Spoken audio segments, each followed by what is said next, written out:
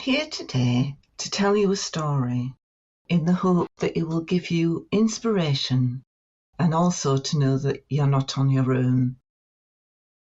I can remember being a child at school, junior school, so I guess that was quite young, age 8, something like that.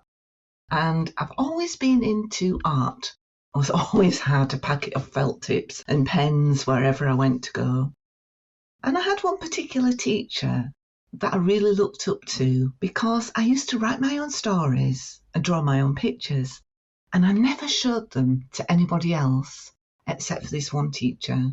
And she really encouraged me, saying how well I was doing, and it was just lovely just to have somebody that you felt in a safe environment with, because I didn't have a particularly easy childhood.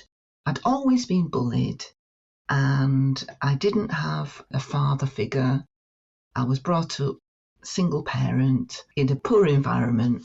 So I know she did her best, but at the time it was difficult. It was difficult.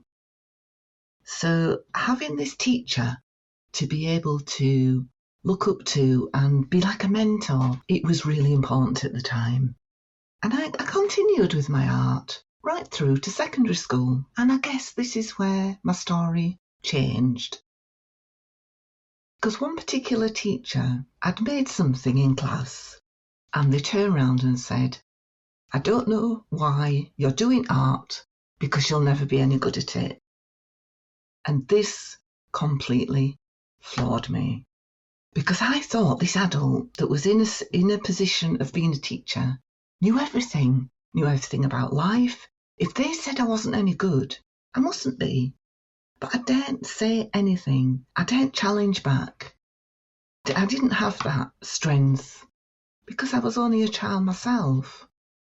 But it knocked my dream, and I didn't pursue the journey or the path that I thought I wanted to do. I put it on the back burner. And for the rest of my life, I guess I became a people pleaser because it felt easier getting approval from other people and saying things that made them happy than actually admitting the things that I wanted to do in life. So giving up on my art, let's move forward quite a long time until I was in my 40s. And I can remember having a breakdown, a mental health breakdown. And I did go for therapy, and I went to a recovery college, which was really good.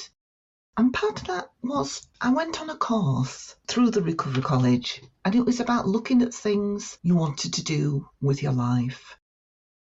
And it was really easy. You had a blank piece of paper, lots of magazines, crayons, colours, anything you wanted. And on this paper, you put yourself in the middle, and she said, think about all the things that you'd really like to do in life, that are important to you, that you'd like to spend more time doing, that you'd like to learn about. And this allowed me the freedom to put down. I wanted to learn art, photography. I wanted to meet people for coffee. I wanted to improve my social skills and be able to go out there into the world. Through doing this, I was asked to put it on a wall so that you could look at it every day, so you knew where you wanted to be heading, you knew the things that you wanted to do. And looking at this gave me the courage to apply to a local college. I'm actually based in the UK, in Yorkshire, in the countryside is where I'm based. And I signed up for this course, and it was art for well-being that supported people that had gone through their own mental health journey or whatever journey. I can remember going to an open day and meeting the gentleman that was actually tutoring the course. I walked into a room really nervous, not sure what I was going to say, but he couldn't have been any nicer. He made me feel really welcome, and he gave me the encouragement to come along to some of the workshops. And I'm so glad that I did, because in doing this, it really did change my life. In more ways than one, really, because not only did I learn how to draw, I lost my fear of not being able to say the things that I wanted to do. I could learn at my own pace. I was made to feel welcome. I met lots of different people in similar circumstances, In fact, I did actually meet my best friend, who later became involved in my business as I set it up. I can remember the first time I held a pencil. I was gripping onto that pencil so hard, I thought I was going to break it. And it was just learning to just relax, just breathe, just go along to the sessions, splash paint around, draw whatever you wanted to do. And it was the freedom of being able to let go. He also encouraged us to share our work with other people. And after I'd been on the course for quite a few months, he asked my friend and I if we would like to enter a competition. And it was a local gallery that they were asking for new artists that were making pictures to create something that they enjoyed doing and share it in the gallery. So my friend and I did that, and we didn't think any more of it until we both received an email to say we'd been successful in having our pictures to be shown in the gallery, and this was a real magical moment. We felt like we'd won just having the opportunity to show our picture. And I can remember when we first walked into the gallery to have a look at them, the excitement and the joy of being able to see our picture in a frame on the wall. And it was all thanks to the art teacher that had the courage to see how we really were enjoying what we were doing and we could take it that one step further. And it was from there that I began to dream further about what I wanted to do. I just thought, if this has changed my life so impactfully, I want to be able to help other people.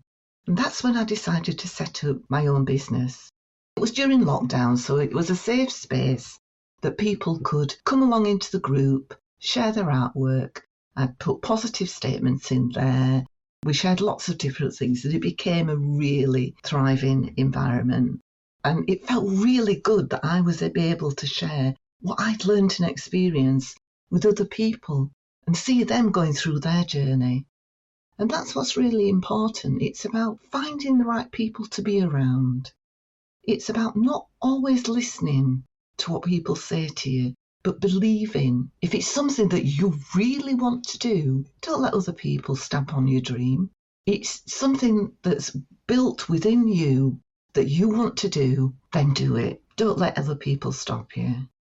Because I felt that I put my life on hold for far too long, and being able to find myself and have the courage to do in life what I really wanted to do, it's given me a new perspective. It's given me a new life. And I hope that by listening to this, that you would have the courage to think, I'm going to do something with my life too.